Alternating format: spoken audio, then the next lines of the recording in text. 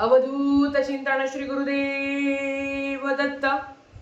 श्री स्वामी समर्थ. तुम्हा सर्वांचं आपल्या चॅनलमध्ये खूप खूप मनापासून स्वागत. कुलदेवी, प्रत्येक घराची एक स्वतःची अशी कुलदेवी असते.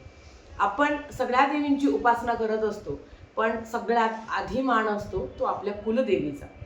तुम्ही तुमच्या घरात दररोज कुलदेवीची उपासना करता का? आणि जर ती करत नसाल तर ती कशी केली पाहिजे त्या संदर्भातली माहिती आज आपण बघणार आहोत. तर चला व्हिडिओला सुरुवात करूया. सगळ्यात आधीच्या पद्धतीने महाराजांची नित्य सेवा असते, जी नित्य नियमाने आपण ती करायची असते. त्याच पद्धतीने कुलदेवीची पण दररोजची सेवा असते. म्हणजे कुलदेवीची सुद्धा नित्य उपासना असते, नित्य सेवा असते, जी आपण करायला पाहिजे. अर्थात सुरुवातीला तर अशा बऱ्याच महिला आहे, असं बरंच कुटुंब आहे ज्यांना आपली कुलदेवीच माहिती नाही.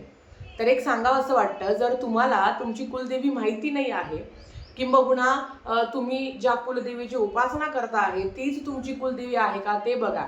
नाहीतर काय होतं, आईची सेवा सोडून आपण आपल्या मावशीची सेवा करत असतो. कुलदेवी ही कुळाचा उद्धार करणारी असते, कुळाचं रक्षण करणारी असते.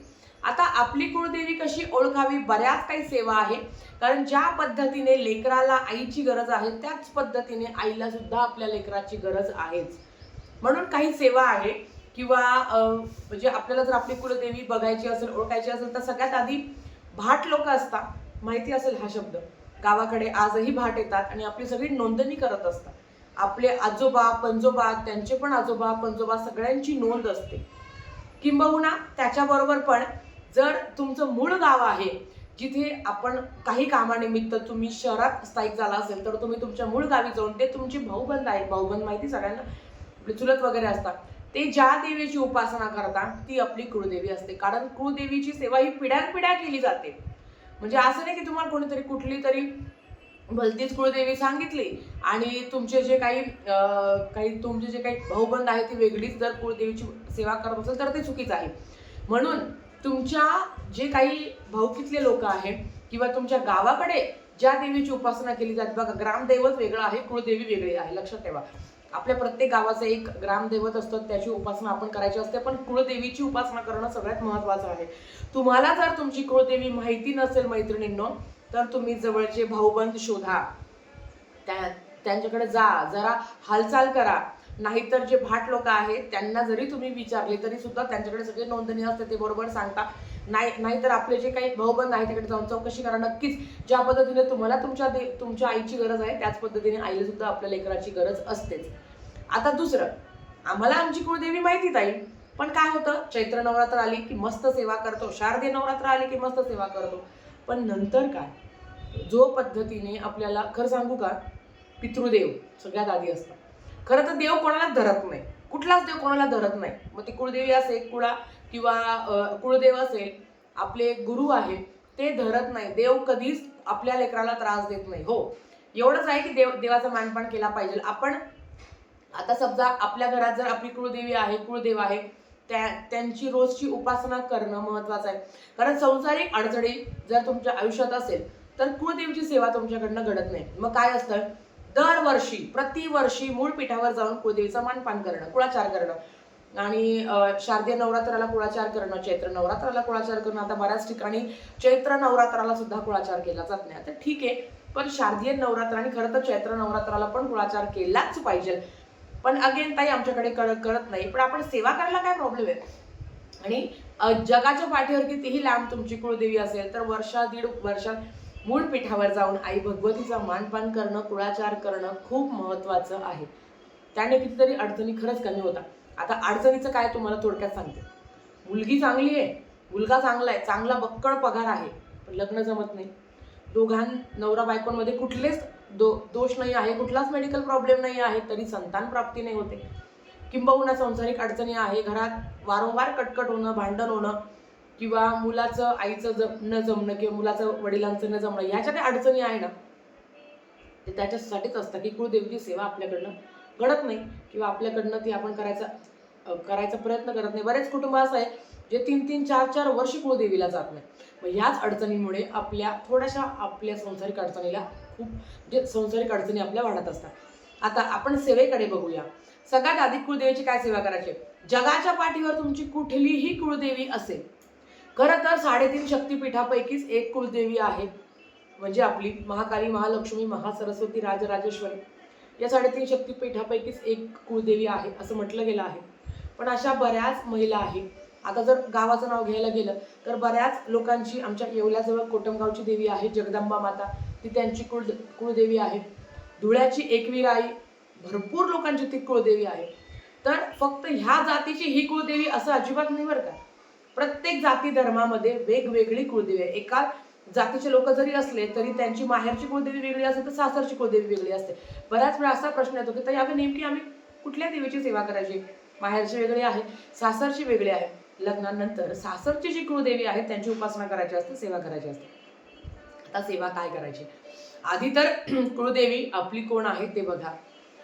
घरात टाक असणं महत्वाचं आहे. काही कामानिमित्त जर तुम्ही दुसरीकडे राहता किंवा तुम्ही वेगळे राहता, घरात कुलदेवीचा फोटो असणं महत्वाचं आहे.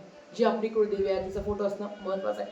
टाक जर घरातून दिले किंवा तुम्ही केले तर उत्तम. नाही तर आपल्याकडे काय होतं ना, मुलाचं किंवा मुलीचं लग्न असल्यावरच टाक करायची पद्धत आहे.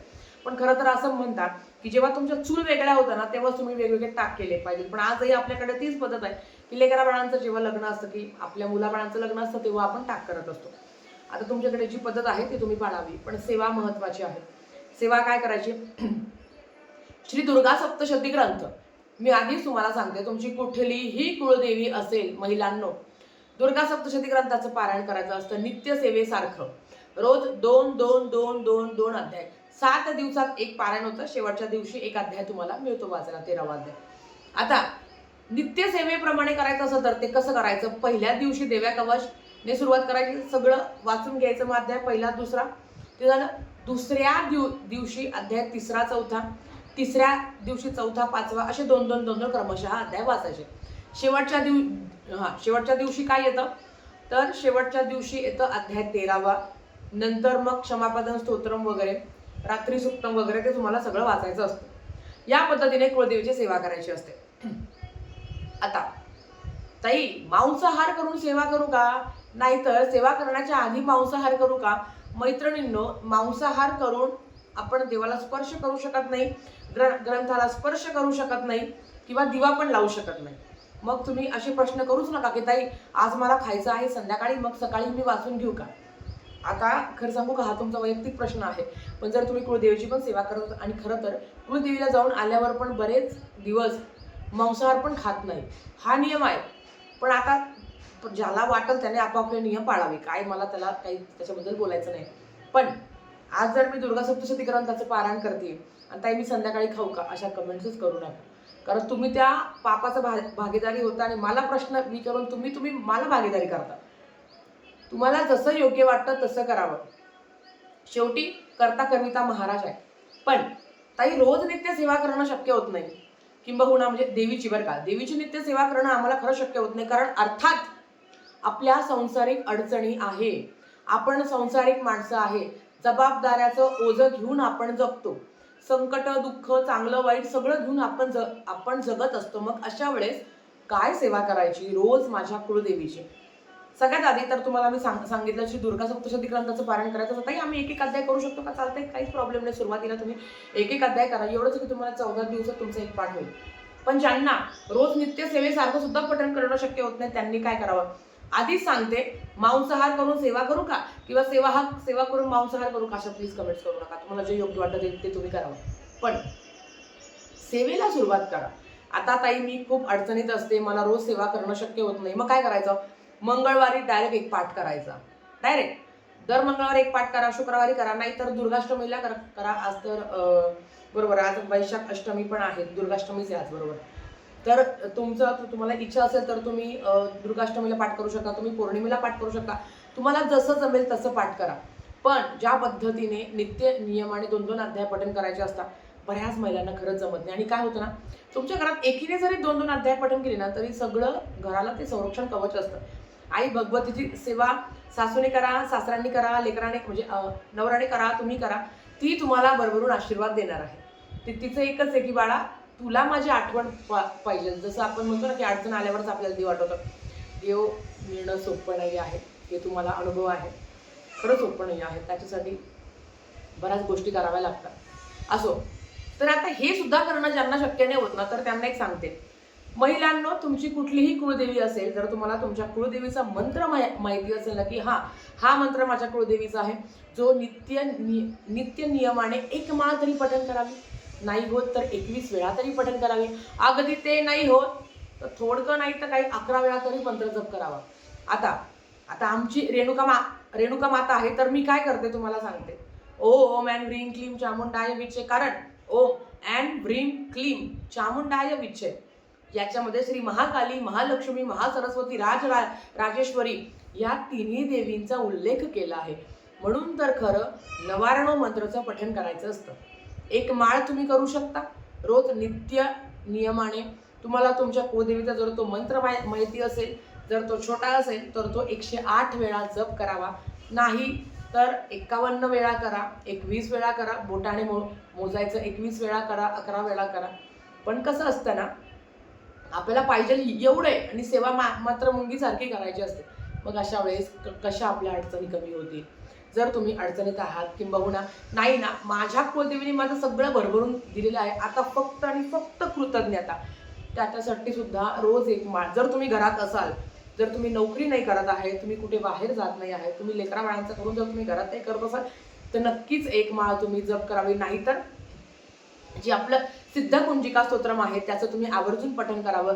सिद्धकुंजिका स्तोत्रमचं पठण केल्यावर दुर्गा पाठाचं फळ मिळतं. याचा अर्थ असा नाही की दुर्गा सप्तशती ग्रंथाचं पारायण नाही करायचं तुम्हाला शक्य होईल तेवढं महिन्यातून एकदा दोनदा तरी दुर्गा सप्तशती ग्रंथाचं पारायण करायचं असतं. नाही तर रोज सिद्धकुंजिका स्तोत्रम श्रवण करणे सुरुवात करा. तर अर्थात ते संस्कृतमध्ये आहे, भीती वाटते, आणि एखादा शब्द चुकला तर देव काय शिक्षा देत नाही. एखादा शब्दाचं वाक्य जरी चुकलं, एखादा शब्द चुकला, काहीही होत नाही. देव कोणीच आई आपल्या लेकराला कधी शिक्षा देत नाही. तुम्ही सेवा करताय हेच खूप महत्वाचं आहे. म्हणून सांगते, जरी चुकलं तरी पण वाचायला सुरुवात करा, श्रवण करायला ती सुरुवात करा. एकदा ते रोज ऐकलं की तुमचं ते पाठ होऊन जाईल. मग नित्य सेवेमध्ये तुम्ही सिद्धकुंजिका स्तोत्रमचं पठण करू शकता. एक माळ किंवा 31 वेळा, 51 वेळा, 108 वेळा, नाहीतर 11 वेळा, 21 वेळा, जी तुमची कुळदेवी आहे त्यांचं मंत्रोच्चार केलं पाहिजे. मग तुम्ही घरातून बाहेर पडताना करा, दिवसभरात जर तुम्ही घरात असाल तर घरात करा, नाहीतर तुम्ही घरात आल्यावर करा. दिवाबत्ती करत असताना 99 मंत्र. आता मी तुम्हाला आधी सांगते, ज्यांना आपल्या कुळदेवीचा मंत्र माहिती आहे त्यांनी तो मंत्र जप करावा, ज्यांना माहिती नाही आहे त्यांनी 99 मंत्र ओम अँड ह्रीं क्लीम चामुंडाय विचे या मंत्राचा मंत्र जप करावा. 1 महिना करा, बघा किती अडचणी कमी होतात. तुम्हाला ते सांगायचं आहे की मुळात तर आपण कुळदेवाची सेवा, कुळदेवीची सेवा, वर्षाखेरीस मानपान दोघांचं पण करणं महत्त्वाचं आहे. पितरांची सेवा करणं महत्त्वाचं आहे. आणि नंतर जी येते ती महाराजांची सेवा. आधी आपले कुळदेव, कुळदेवी, आपले पितर, खरं तर पितृ आधी, नंतर आपले कुळदेव. कारण तुमच्यामध्ये, महाराजांमध्ये, कुळदेवीमध्ये पितर ठाम मांडून बसलेले आहे. माझी सेवा आधी कर तू, मग तुला ज्यांची सेवा करायचं त्यांचं कर. म्हणजे काय अडचणी होताना मुख्यतः कारण हे पितृदोषाचं असतं, त्याच्यानंतर येतं ते कुळदेवीचं असतं. जसं जमेल मैत्रिणींनो तसं सेवा करण्याचा नक्की प्रयत्न करा. दिवसभर देवासमोर बसून तुम्ही करा, मला असं अजिबात म्हणायचं नाही आहे. फावल्या वेळा जेव्हा तुम्हाला मिळेल, तुम्ही दिवाबत्ती करता, देवपूजा करता, देवपूजा करताना पण तुम्ही ओम अँड ह्रीं क्लीम चामुंडाय विचे, कुळदेवीचा टाक असेल, फोटो असेल, मूर्ती असेल, अभिषेक करत असताना ओम अँड ह्रीं क्लीम, किंवा तुम्हाला जो मंत्र माहिती असेल त्या मंत्राचं तुम्ही पठण करा. काही नाही करण्यापेक्षा छोट्या छोट्या गोष्टींनी सुरुवात करा आणि अनुभव बघा. कुळदेवीचा वरदहस्त आपल्यावर असणं खूप महत्त्वाचं आहे. खरं तर 50% अडचणी तिथेच आपल्या कमी होतात. बघा, बऱ्याच घरात आपले जवळपासचे घरं आहेत, न चुकता मूळपीठावर जाता, मानपान करता, देवीची आराधना करता, सेवा करता, त्यांच्या अडचणी नक्कीच हळूहळू कमी होतात. भरपूर लोकांना अनुभव आलेला आहे. रोज कोण कोण कुळदेवीची सेवा करता मला नक्की कमेंट करून सांगा. व्हिडिओ मोठा झाला असेल तर माफी असावी, पण माहिती डिटेल देणं महत्त्वाचं होतं. झालेली सेवा स्वामींच्या चरणी मी रुजू करते आणि आजचा व्हिडिओ इथेच थांबवते. आवडला असेल तर लाईक, शेअर, सबस्क्राईब करा. भेटूया परत अशाच एखाद्या व्हिडिओ सोबत. तोपर्यंत श्री स्वामी समर्थ.